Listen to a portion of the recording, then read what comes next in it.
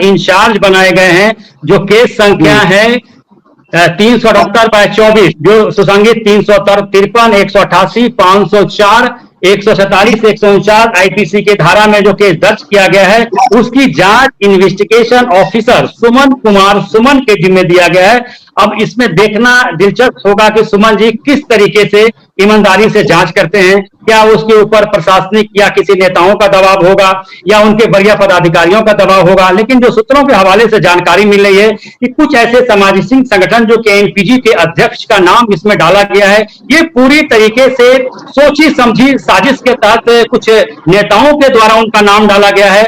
क्यूबाइव network के पास उनके नाम भी है, लेकिन सुरक्षा को ध्यान में रखते हुए उनका नाम सार्वजनिक करना जो है वो तय नहीं है।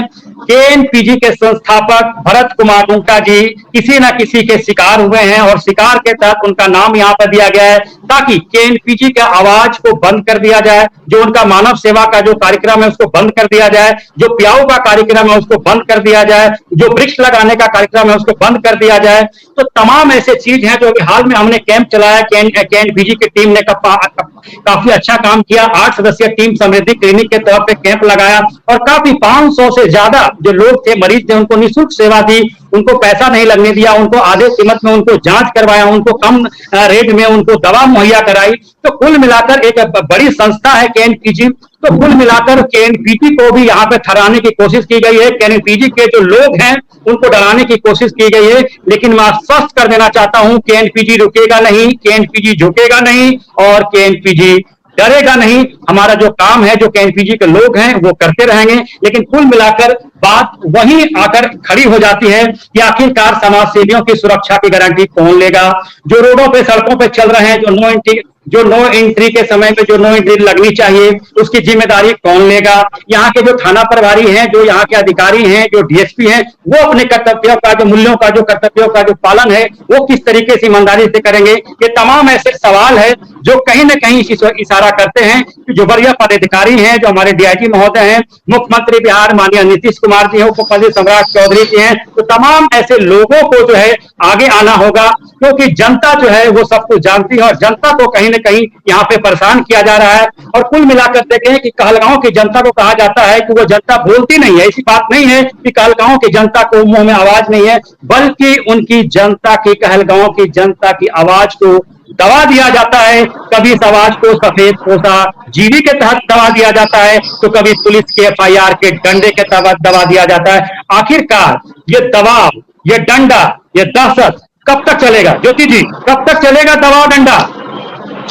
जब तक ये इस केस में हम लोग सारे जितने भागलपुर के जिला के और खासकर कहलगांव के लोग हैं, त्रिपैंती के लोग हैं, सबौर के लोग हैं, सनौला के लोग हैं, ये गोराडीह के लोग, क्योंकि सारे लोग जुड़े हुए हैं। जब तक हम लोगों को बिल्कुल जागरूक होना होगा और इस तरह का जो नेक्सस है, जो प्रशासन और पॉलिटिकल एंड जो सरकारी जो नेक्सस है, इस नेक्सस को तोड़ना होगा और इनके मनमानी जो ये सरकार कि जो नियम कानून को तोड़कर जो आम जनता को परेशान कर रहे हैं, उनकी जान खतरे में है, उनकी शिक्षा खत्म हो रही है, उनका बिजनेस खत्म हो रहा है। हम लोग तब तक ये लोग करते रहेंगे जब तक हम लोग जागेंगे नहीं, और जागना अब बिल्कुल जरूरी है।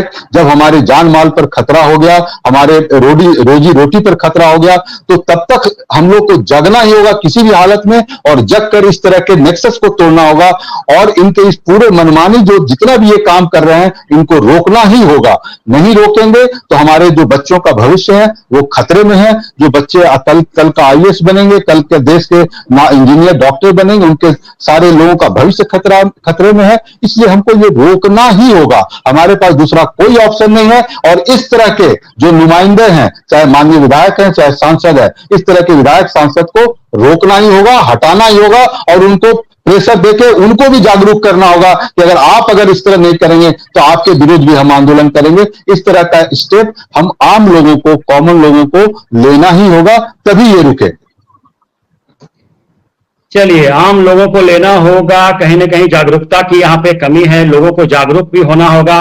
और कुल मिलाकर जो प्रशासन का जो रवैया है उसमें इसमें बदलाव लाने की जरूरत है।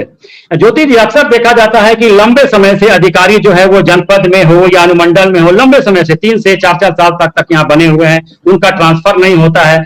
तो क्या इसके पीछे कहीं ऐसा है कि कहीं आकाओं का हाथ है उनके ऊपर, या कुछ ना कुछ उनके जो गुड विशेस है, जो ब्लेसर है, उनके चाहने वाले लोग हैं, वो गद्दी पर बैठे हुए हैं या सत्ता पर बैठे हुए हैं? तो क्या ऐसा लगता है कि उनके आशीर्वाद से ही ऐसे डंडा चलाने वाले लोग या कहलगांव में या भागलपुर में बैठे हुए हैं?